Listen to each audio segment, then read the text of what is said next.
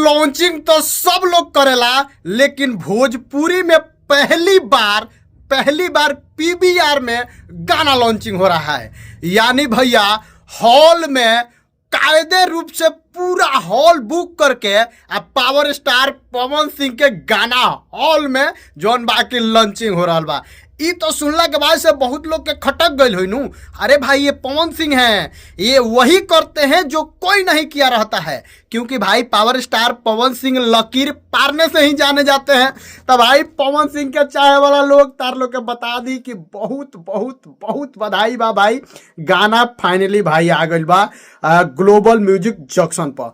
गाना आवते पूरा एकदम जाम कर दिला बा, पूरा सिस्टम हैंग हो गई बा। हम बता दी कि चारों तरफ सिर्फ पवन सिंह का चर्चा चल रहा है, और सिर्फ पवन सिंह का। भाई जितना लोग पवन सिंह के विरोध करत रहा उ लोग के तो पिछुआड़ा में पवन सिंह आज लाल मरचा हुंक दिले बड़े, पूरा एकदम भमाता, एकदम रेस बालू घिरनी खानी नाचता लो। जब हम जाई कहाँ बाबू आपको अब तो मैंने आप सोच लीजिए जो मैंने आप पवन सिंह नाम है भाई। पवन सिंह जो भी करते हैं तो भोजपुरी इंडस्ट्री में ऐसे करते हैं जो कि मतलब एक अलग ही पहचान होता है, एक अलग ही लेवल होता है। पावर स्टार पवन सिंह का फाइनली गाना के जौन बा की लॉन्चिंग टाइमिंग हो गई बा। जैसे कब था, जैसे टाइम 15-20 मिनट में गाना के लॉन्चिंग कर दिया जाई। लॉन्च तो गाना हो गई बा, मतलब हॉल में भी शो जौन बा की शुरू हो जाई।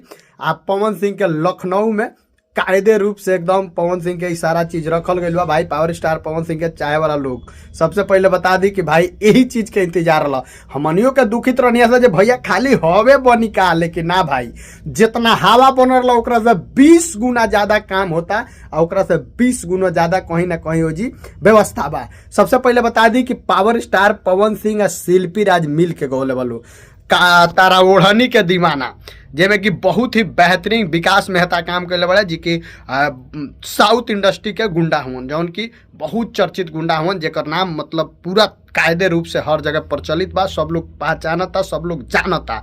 उ जौन बाकी में काम करे बड़े पावर स्टार पवन सिंह या शिल्पी राज गौले वालो भैया।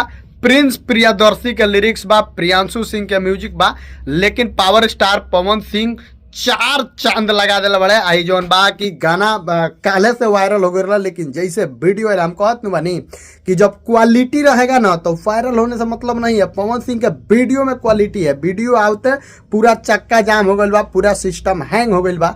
तो भाई पावर स्टार पवन सिंह के पसंद करे वाला लोग मैंने यही चीज के इंतजार रहा, यह चीज पवन सिंह क दिले, जौन चीज के हमनी सन के बहुत दिन से मन के ई रहा। भोजपुरी इंडस्ट्री में बहुत बड़का लकीर पार दिले बड़े, इतना बड़का पार दिले बड़े जो अभी जन्म में तक केहू से उ लकीर मिटबे ना करी। तो भाई तुम लो जालो फटाफट गाना सुन लो, थोड़े देर में जैसे जैसे अपडेट आई सारा अपडेट के वीडियो बनाए ये चैनल पर, इस चैनल के सब्सक्राइब जरूर कर लो। मिलता है अगला वीडियो में, तब तक खातिर नमस्कार।